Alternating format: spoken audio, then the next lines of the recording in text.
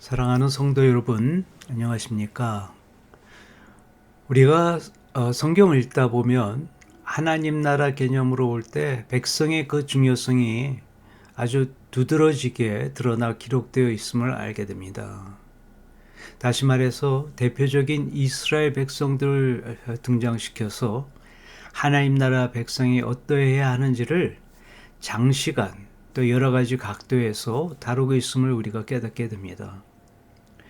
그런데 하나님 나라 백성의 모든 이야기 결론은 바로 백성인 인간의 마음의 그 중심의 상태로 수렴됩니다. 이만큼 인간의 마음의 중심이 어떠하는지가 하나님 보시기에는 아주 중요하다는 이해가 될 것입니다.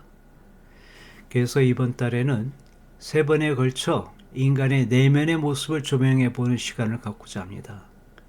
마침 수요일에 진행되는 복음맥 성경 공부 시간에서도 인간의 영혼육을 통해 보는 구원의 여정의 그 문제를 다루고 있으므로 함께 시청해 보시면 우리가 몰랐던 우리의 내면의 모습과 상태, 문제를 좀 더 명확하게 이해하리라 생각합니다. 이러한 이해는 우리가 특별히 신약의 그 서신서를 읽을 때 큰 도움을 줄 것이고 또한 성경 전반을 통해 하나님의 시선에서 우리 자신을 바라보는 새로운 시점을 제공해 줄 것입니다. 결국 우리가 구원을 받는다는 말은 우리의 내면의 문제에서부터 시작된다는 점을 명심하시고 이어지는 설교를 들어주시면 좋겠습니다. 그 첫 번째 설교, 오늘의 설교 제목은 왕이 없는 시대, 우리 안에 계신 왕입니다. 오늘 설교는 주로 사사기의 내용을 다루고 있습니다. 오늘 우리는 이스라엘 역사상 가장 어둡고 혼란스러웠던 시대로 잠시 여행을 떠나고자 합니다. 바로 사사시대입니다. 성경은 이 시대를 여호와를 알지 못하다와 왕이 없었다라는 두 단어로 압축하여 그 본질을 꿰뚫고 있습니다. 사사기에 나오는 몇 구절을 인용해 드리겠습니다. 첫 번째, 사사기 2장 10절에 나오는 말씀입니다. 그 세대의 사람도 다 조상들에게로 돌아갔고 그 후에 일어난 다른 세대는 여호와를 알지 못하며 여호와께서 이스라엘을 위하여 행하신 일도 알지 못하였더라. 또 사사기 17장 6절의 말씀입니다. 그때는 이스라엘에 왕이 없으므로 사람마다 자기 소견에 오른 대로 행하였더라. 또 사사기 21장 25절의 말씀입니다. 그때에 이스라엘에 왕이 없으므로 사람이 각각 그 소견에 오른 대로 행하였더라. 이처럼 사사시대는 여호와를 알지 못하고 왕이 없었으므로 자기의 소견에 좋을 대로 살았던 시대라고 말할 수 있습니다. 여기서 왕이 없으므로 이 말씀은 단순히 한 나라의 통치자가 없었다라는 정치적 그런 공백만을 의미하는 것이 아닙니다. 이것은 그들의 마음과 삶의 중심에 진짜 왕이신 하나님을 모시지 않았다라는 처절한 영적 고백인 것입니다. 그 결과는 깊은 혼돈과 타락뿐이었습니다.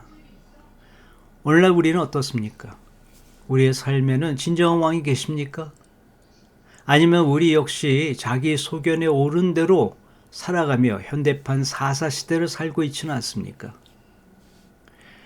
오늘 설교는 바로 이 사사시대의 영적 실패를 거울 삼아 이 모든 어둠을 이기는 유일한 빛인 임마누엘 신앙의 중요성을 다시 한번 깊이 깨닫는 시간이 되기를 원합니다. 임마누엘, 즉 우리와 함께 하시고 우리 안에 거하시는 하나님을 알아 진정으로 만날 때 우리 삶은 어떻게 변할 수 있는지 함께 말씀을 통해 탐구해 보겠습니다. 먼저 이 영적 혼돈의 구체적인 모습과 그 근본적인 원인이 무엇이었는지 깊이 파헤쳐 보도록 하겠습니다.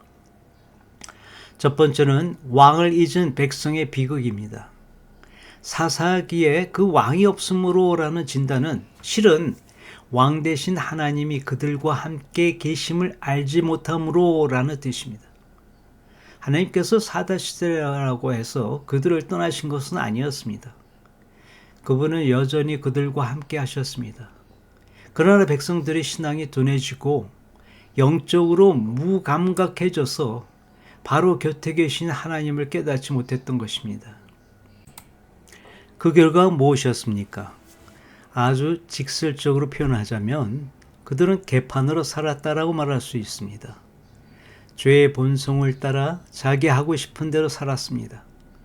하나님이 우리와 함께 하신다는 사실을 잊어버린 개인과 공동체에게는 반드시 사사시대와 같은 비극이 찾아옵니다. 그 참혹한 실상을 보여준 대표적인 사건이 바로 레위인과 그의 첩 사건, 사사기 19장에 나오는 그 이야기입니다. 이 사건의 끔찍함은 그 타락이 사회의 가장 밑바닥이 아니라 영적 지도자로부터 시작되었다는 데 있습니다. 히브리 원어 성경에 따르면 이 이야기의 비극은 단순히 첩의 음행에서 시작된 것이 아닙니다. 율법을 가르치고 거룩하며 모범이 되어야 할 레위인 제사장 자신이 먼저 음행을 저지른 자였습니다. 지도자부터 부패했던 것입니다. 그의 첩 역시 부정한 여인이었습니다. 영적, 도덕적 타락이 지도층에 만연하자 그 죄는 걷잡을 수 없이 사회 전체로 퍼져나가 베냐민 지파 사람들이 그의 첩을 집단 성폭행하여 죽게 만드는 끔찍한 죄악으로 이어졌고 결국 이스라엘 전체의 동족 상잔이라는 내전으로 번졌습니다. 이 참혹한 사건의 근본 원인을 성경은 무엇이라고 진단합니까? 바로 왕 대신 하나님이 그들과 함께 계셨음을 알지 못했기 때문이라고 명확하게 지적합니다. 하나님을 의식하지 못하는 삶은 이토록 끔찍한 죄악으로 귀결될 수밖에 없는 것입니다. 김바울이라는 선교사라는 분이 그 간증은 또 우리에게 더 큰 경종을 울립니다. 그는 목사의 아들이요 운수에서 사장이었으며 교회에서는 찬양 지휘자이자 안수 집사였습니다. 11조도 많이 내고 주일 성수도 잘하여 모든 교인들에게 예수 잘 믿어 복받은 성도의 모델이라 라고 여겨졌습니다. 그러나 그의 실상은 세상 사람과 다를 바 없었습니다. 술과 여자를 좋아하며 이중적인 삶을 살았습니다. 그러던 어느 날 졸음운전으로 큰 사고를 당해 죽음의 문턱에 섰을 때 그는 하나님의 음성을 들었습니다. 너 지금 죽으면 지옥 간다. 이 음성은 그의 삶을 송두리째 흔들었습니다. 이 사사시대의 문제는 오늘날 우리에게도 동일하게 적용됩니다. 왕이 없음을 신약적인 관점으로 바꾸고 말하면 예수 그리스도께서 그 중심에 계신 것을 알지 못하는 것과 같습니다. 사도 바울은 고린도후서 13장 5절에서 우리에게 준엄하게 경고합니다.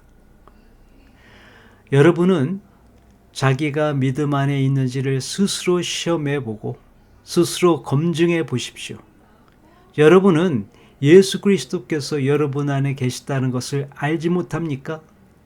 모른다면 여러분은 실격자입니다. 예수님이 내 안에 계신다는 사실을 알지 못하면 우리는 실격자로서 예수님이 없는 사람처럼 세상 사람과 똑같이 살게 됩니다. 믿는 사람인지 믿지 않는 사람인지 구분이 되지 않는 삶을 살게 된다는 말입니다. 이처럼 하나님을 잊은 삶이 비극으로 끝난다면 반대로 우리를 결코 잊지 아니하시는 하나님의 그 신실하신 약속은 무엇이겠습니까? 이제 그 변함없는 약속을 살펴보겠습니다. 그 변함없는 약속은 임마누엘 하나님입니다. 하나님의 가장 위대한 별명 중 하나는 임마누엘입니다. 이 말은 자기 백성과 함께 하시는 하나님이란 뜻입니다. 이 임마누엘의 약속은 성경의 특정 부분에만 나오는 것이 아니라 창세기부터 요한계시록까지 성경 전체를 관통하는 핵심적인 약속입니다. 이 함께 하심의 깊은 의미를 깨닫도록 돕기 위해서 성경은 우리에게 두 가지 기초적인 그림을 제시합니다. 바로 결혼과 가족입니다. 첫 번째가 결혼의 비유입니다. 결혼은 남편과 아내가 한 몸을 이루어 평생을 함께 사는 것입니다. 예수님은 우리의 신랑이시고 우리는 그의 신부입니다. 주님은 우리와 연합하여 영원히 함께 사시는 분이십니다. 두 번째 비유가 가족의 비유입니다. 아버지는 자녀와 함께 사는 것이 당연합니다. 하나님은 우리의 아버지시며 우리는 그분의 자녀입니다. 하나님은 자기 자녀들과 언제나 함께 하시는 아버지이십니다. 이 약속은 단 한 번도 중단된 적이 없습니다. 구약 역사를 돌아보십시오. 하나님은 창조 때부터 아담과 함께 하셨고 노아와 함께 하셨습니다. 족장 시대에는 아브라함과 이삭, 야곱과 함께 하셨습니다. 이스라엘 백성이 애굽에서 종살이 할 때도 그들과 함께 하셨고 출애굽 후에는 성막을 짓게 하시고 불기둥과 구름기둥으로 그들 가운데 가시적으로 임재하셨습니다. 출애굽기 40장은 완성된 성막에 여호와의 불이 임하는 장엄한 광경을 우리에게 보여줍니다. 이것이 바로 하나님께서 그들 가운데 거하시겠다는 약속의 성취였습니다. 그리고 그 제단의 불은 비가 오나 눈이 오나 전쟁 중이나 평화에 떠나 단 한 번도 꺼지지 않았습니다. 이는 하나님의 변치 않는 임재의 상징이었습니다. 심지어 백성들이 범죄하여 바벨론의 포로로 끌려갔을 때조차 에스겔서는 하나님의 영광이 성전을 떠나 포로된 백성들 가운데로 이동되는 것을 보여줍니다. 하나님은 고난 속에서도 결코 자기 백성을 버리지 않으셨습니다. 하지만 백성들은 어땠습니까? 그들은 고난이 닥칠 때마다 눈에 보이지 않고 손에 잡히지 않는 하나님을 향해 부르짖었습니다. 하나님, 왜 우리를 버리셨나이까? 왜 침묵하시나이까? 그들의 절규에 대한 하나님의 대답은 한결같았습니다. 나는 한 번도 너의 하나님 됨을 포기한 적이 없다. 나는 늘 너희와 함께 해왔다. 인간은 상황에 따라 하나님이 계시지 않는다고 절망했지만 하나님은 단 한순간도 자기 백성의 하나님이시기를 멈춘 적이 없으셨다는 말입니다. 이것이 바로 우리를 향한 하나님의 신실하심입니다. 그러나 이 모든 강력한 약속에도 불구하고 구약의 약속에는 한 가지 한계가 있었습니다. 하나님은 그들 가운데 계셨지만 아직 그들 안에 계시지는 않았습니다. 아무리 가까워도 작은 분리는 남아 있었습니다. 하나님의 구원 계획의 마지막 숨막히는 장은 바로 그 거리를 완전히 없애버리는 것이었습니다. 세 번째, 약속의 완성, 우리 안에 거하시는 그리스도이십니다. 구약과 신약의 결정적인 차이점은 바로 여기에 있습니다.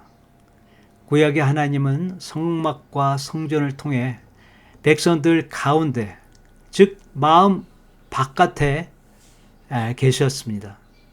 그러나 예수 그리스도의 십자가 죽음과 부활 이후 하나님은 성령을 통해 성도들의 안에, 마음 안에 직접 들어와 거하시게 되었습니다. 이것은 인류 역사상 가장 혁명적인 변화입니다. 예수님께서는 이 놀라운 약속을 직접 말씀하셨습니다. 요한복음 14장 20절의 말씀입니다.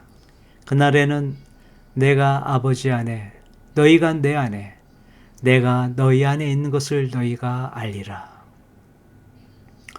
부활하신 주님은 이제 우리와 함께 계실 뿐만 아니라 아예 우리 안에 들어와 사시겠다고 약속하신 것입니다.